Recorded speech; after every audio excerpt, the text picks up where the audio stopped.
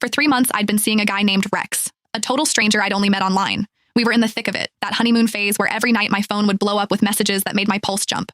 Miss you, sweetheart. Dreamt of you again last night. You were all over me begging for it. I was about to suggest we finally meet. But then he sent me a picture, a casual shot of his desk, and I saw something familiar, the crest of the Falcone crime family. And I work for a company owned by the Falcones. For 3 months, I'd been sexting a dangerous man, a made man in the mafia, who could be right under my nose. And just when I was trying to figure out who he was, I saw them.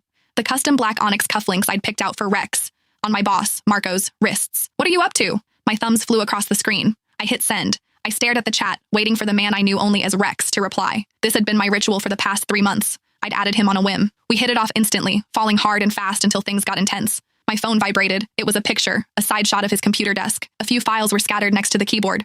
Working and waiting for a text from my sweetheart. A smile crept onto my face. This man knew exactly how to make me blush with just a few words. Maybe it was time to take this offline, to finally meet in person. But as I was about to type my reply, my fingers froze. Bottom right of the photo, on the corner of a folder, was a sliver of a metal pin, a falcon with its wings spread, the Falcone family crest, the same mafia that owned the company I worked for. My online boyfriend was one of them. I stared at the screen for a full 10 minutes, my mind blank. My thumbs hovered over the keyboard. Babe, what do you actually do? Are you with the Falcones? I typed the words, then deleted them, over and over. I didn't know what to say. If I asked, he'd ask right back. He'd want to know where I was. He'd find out I worked for a Falcone company. He would come looking for me. And then what? What the hell would I do then? When I didn't reply right away, Rex's texts started coming in, one after another. Baby, you there? Busy? Send me a pic. Like you do. Your hand, or anything. Dreamt of you again last night. You were all over me begging for it. His words were getting dirtier, bolder. But this time, my cheeks weren't just hot with a blush. They were burning with a cold dread. For 3 months, I thought I was talking to some normal businessman, a guy who was exciting and new, but safe. I might work for the mob, but I never, ever wanted to be with a mobster. That was a death wish. And to think I'd been trading my deepest fantasies and whispering my secrets to a made man. My phone buzzed again, a voice call. I couldn't answer. He'd hear the panic in my voice. I fumbled with the screen, declining the call. Then I quickly typed out a lie.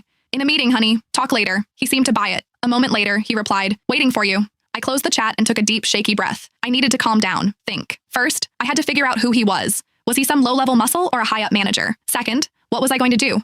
Risk it and keep this going or run for the hills? I opened our chat history, scrolling through our old messages, searching for clues. We'd both been careful about privacy, never sharing details about our work or personal lives. But one thing stood out. He'd once sent me an Abby pic from a gym mirror.